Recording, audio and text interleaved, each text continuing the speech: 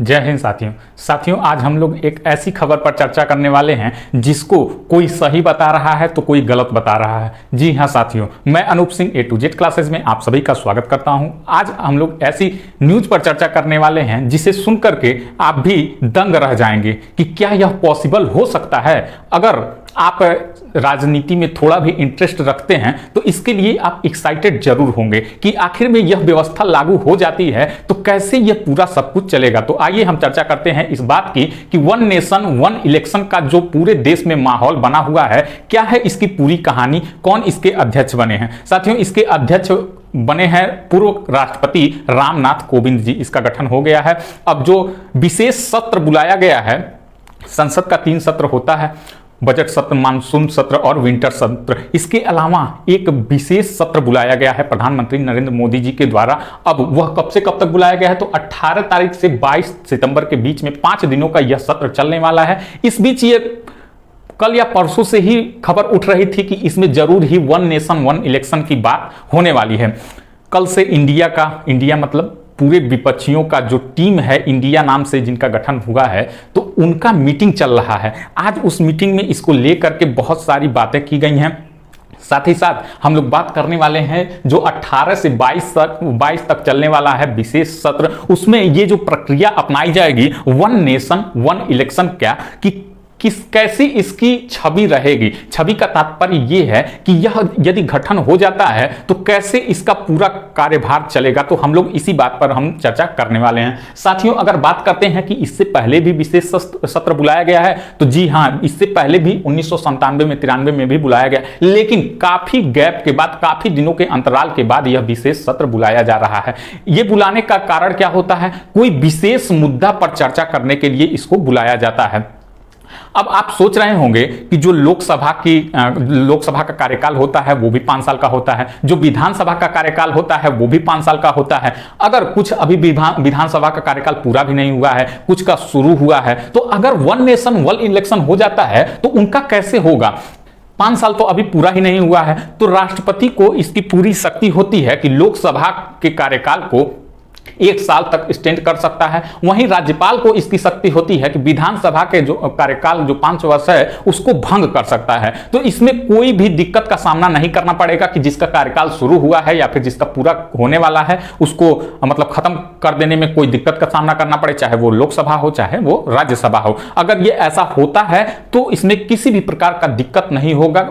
इसके मतलब कि जो पूरा नहीं हुआ है इनका कार्यकाल तो उसको तोड़ने में दिक्कत होगा, कोई भी दिक्कत नहीं होगा। लेकिन बात करते हैं, क्या कभी ऐसा हुआ है कि जो अभी अपना सत्र पूरा भी नहीं किया हो और उसको खत्म कर दिया गया हो, या फिर जिसका सत्र 5 साल का पूरा हो गया हो और ज्यादा दिनों तक स्टैंड रखा गया हो? तो जी हाँ, 5 साल से कम मतलब कि 5 बार ऐसा रहा है जिनका अभी कार्यकाल 5 साल पूरा भी नहीं हुआ है, उससे पहले ही उसको भंग कर दिया गया है लोकसभा में। वहीं एक बार ऐसा हुआ है जिसका कार्यकाल 5 साल से अधिक दिनों तक रहा है। वो कौन थी? इंदिरा गांधी उस समय प्रधानमंत्री थी। 5 साल का कार्यकाल उन्होंने पूरा कर लिया था। राष्ट्रपति के आदेश से, राष्ट्रपति के चाहने से उनका कार्यकाल और बढ़ाया गया था। ये तो हो गई इसकी पूरी बात। अध्यक्ष इसके रामनाथ कोविंद जी हैं। अब इन्हीं के देखरेख में ये पूरा प्रक्रिया चलेगा। लेकिन साथियों, बात करते हैं कि क्या वन नेशन वन कार्ड हमारे लिए अच्छी बात है, बुरी बात है? विपक्ष इसको किस तरीके से देख रहा है? तो समझिए बात को। अगर आप राजनीति में थोड़ा भी बहुत इंटरेस्ट रखते हो तो आपको मालूम होगा कि जो ही चुनाव आता है, एक कह लीजिए कि 3 महीने 4 महीने पहले जो चुनाव की डेट घोषित होती है, उससे जब भी डेट घोषित होती है तभी आचार संहिता लग जाता है। उस समय देश में कोई ऐसा काम नहीं हो पाता है।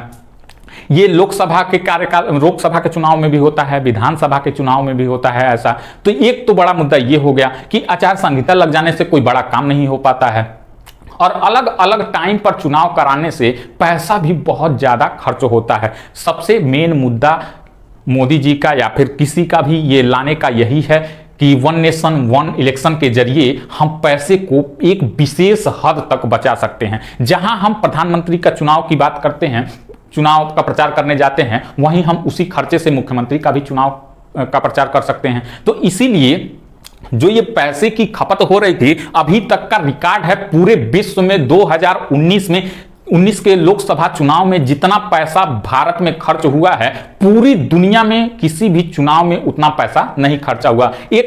यह डाटा अपने आप में रिकॉर्ड रहा है 2019 के लोकसभा के चुनाव में। इसी को देखते हुए अब यह प्रक्रिया अपनाई जा रही है कि अब एक देश में एक ही बार चुनाव होगा, उसी समय मुख्यमंत्री का भी चुनाव हो जाएगा, यानी विधानसभा का भी चुनाव हो जाएगा, और लोकसभा यानी प्रधानमंत्री का भी चुनाव हो जाएगा। इससे हम बहुत हद तक क्या कर सकते हैं, खर्चे को काबू पा सकते हैं साथियों। लेकिन इसमें बात यह रहती है कि इसमें चुनाव का पैसा तो हम बचा सकते हैं, लेकिन एक बहुत हद तक इसके लिए ईवीएम की जरूरत होती है। तो ईवीएम इतनी आसानी से पूरे देश भर में लाया नहीं जा सकता है, इसके लिए टाइम भी लगता है।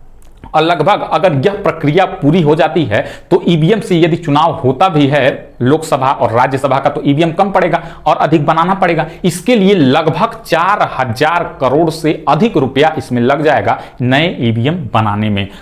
तो इसके लिए एक माइनस पॉइंट ये भी है कि ईवीएम पर हम पैसा खर्च करेंगे, लेकिन एक प्लस पॉइंट, एक नहीं कई सारे प्लस पॉइंट ये हैं कि हम एक ही साथ में एक ही बार हमारा टाइम भी बर्बाद होगा। हम जाते हैं प्रधानमंत्री के सांसदी के चुनाव का इलेक्शन में कभी प्रचार करने चले जाते हैं, या फिर प्रचार करने वाले आते हैं उससे डिस्टर्बेंस होता है, नेता नीति प्रचार करने वाले आते हैं, रोड जाम हो जाता है। इससे आम पब्लिक को भी दिक्कतों का सामना करना पड़ता है, निश्चित ही करना पड़ता है। अगर आप एक आम पब्लिक हैं तो आप इससे भुगते होंगे, इसको जान रहे होंगे। कोई बड़े नेता आ गए, रोड जाम, रोड बंद, 1 घंटा 2 घंटा 3 घंटा तक भी रोड बंद रहता है। इसके लिए ये नहीं है कि नहीं वो आएंगे, जब आएंगे तब आएंगे, आप लोग जाइए। आम आदमी को रोक दिया जाता है। तो इससे एक बहुत बड़ी मतलब कि कह लीजिए कि एक ही बार ये सहन करना पड़ेगा, बार बार ये सहन नहीं करना पड़ेगा। इसलिए यह प्रक्रिया जो भी आ रहा है मेरे हिसाब से सही है, लेकिन आपके हिसाब से क्या यह सही है? अपनी प्रतिक्रिया जरूर दीजिएगा कि क्या यह 1 नेशन 1 इलेक्शन वाली जो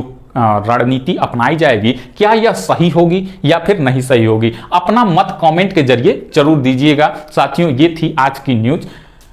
अब अगली न्यूज में कल जान रहे होंगे कि कल 2 सितंबर है और कल सूरज के लिए हमारा इसरो एक लॉन्च करने वाला है।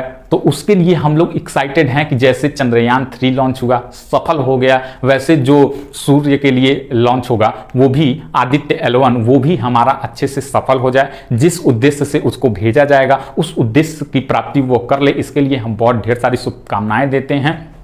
कल जैसे ही वो लॉन्च होगा, कल शाम को इस पर क्लास आप लोगों की मिल जाएगी, पूरा उसका डिटेल मिल जाएगा। तो साथियों आज की ये खबर यही थी, और अपना मत जरूर दीजिएगा कि आपका विचार इस न्यूज पर क्या कहता है। मिलते हैं नए न्यूज के साथ नए दिन में, तब तक के लिए धन्यवाद।